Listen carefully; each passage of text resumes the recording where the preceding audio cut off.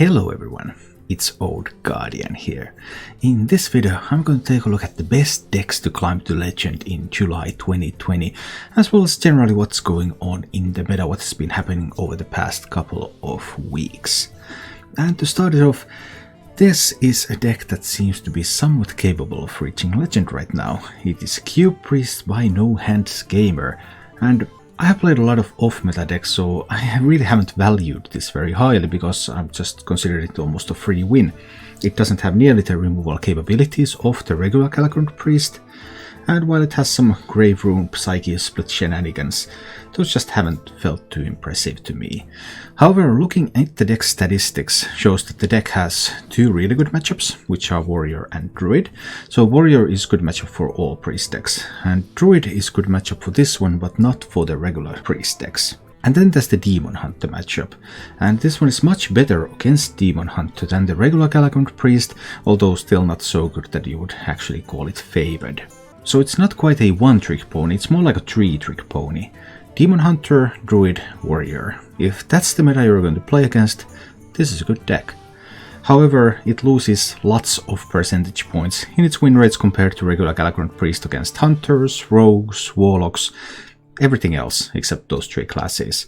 So this is the most popular new deck that has arisen in the past couple of weeks, and yes, you can play this to Legend if the meta that you're facing consists mostly of those three classes: Demon Hunter, Warrior and Druid. If you face a more diverse meta, don't bother with this one. Then looking at decks that have a more stable matchup spread, coming in at number 5 is Dragon Druid. This is starting to be called Dragon Druid nowadays, it used to be called Spell Druid. I don't really know, whatever. The only difference between this and the old Spell Druid is that this has 2 Emerald Explorers in it. Does it make it a Dragon Druid?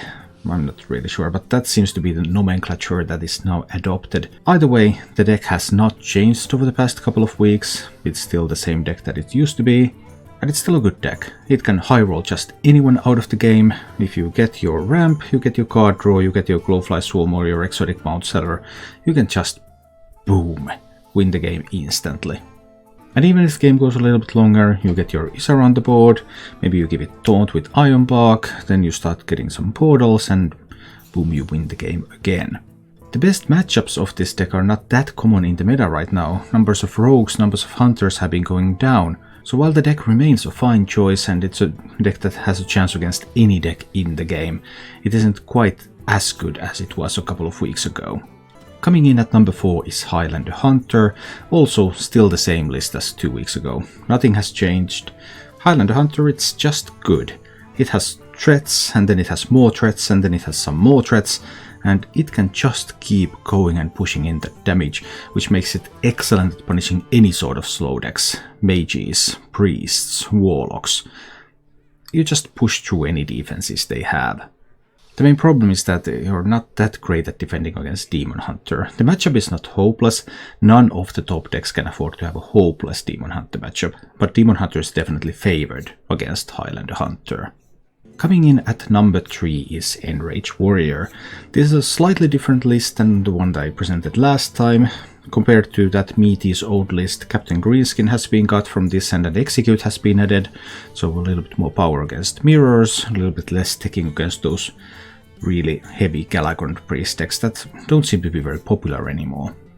And like all Warrior decks right now, strong against Demon Hunter, strong against Rogue, a little bit of weakness against Priest. Overall, Enrage Warrior still a very strong contender in the meta game. The overall meta right now is a little bit faster than it was a couple of weeks ago. We're not seeing that many like Quest Warlocks anymore. That also means that stuff like Bomb Warrior is a little bit weaker because it can't prey on these slower decks the way it used to be able to. And that means that Egg Warrior has become better. Egg Warrior, Enrage Warrior, Bomb Warrior, all Warrior decks remain perfectly playable. But right now it looks like Egg Warrior is the best one of them in the current meta. Strong against Demon Hunters, strong in the mirror. Those are very important characteristics for a deck right now. And while this Egg build is the weakest of the Warrior decks against Priest, the dwindling Priest numbers mean that it hasn't mattered too much. And what would you guess would be the number 1? Well, number 1 Tempo Demon Hunter. Tempo Demon Hunter is just good. Warrior is still the best counter to Demon Hunter. The Demon Hunter decks have evolved a little bit. The list that I am currently recommending, this one now uses both Bone Chewer Brawlers and Amani Berserkers, much like the budget list that I had earlier. Now the Amani Berserker deck has been adopted into the mainstream, more expensive versions as well. Other than that, it is demon hunting business as usual. You put on threats, you make them difficult to remove, you keep going, then you have Warglaze, Metamorphosis, Kane, that 1-2-1-2 punch and boom, people just die. So overall, looking at meta compared to 2 weeks ago, there's a little bit less slower decks. There are these sort of cube priest decks have made an appearance to fight this bit faster meta. Egg Warrior has made an appearance. It's a little bit more stronger now than it was. It was playable the whole time, but now it's stronger because the meta is a little bit faster. And Demon Hunter keeps getting fine-tuned. There's still more evolution for Demon Hunter, and it is stronger than ever. Thank you for watching.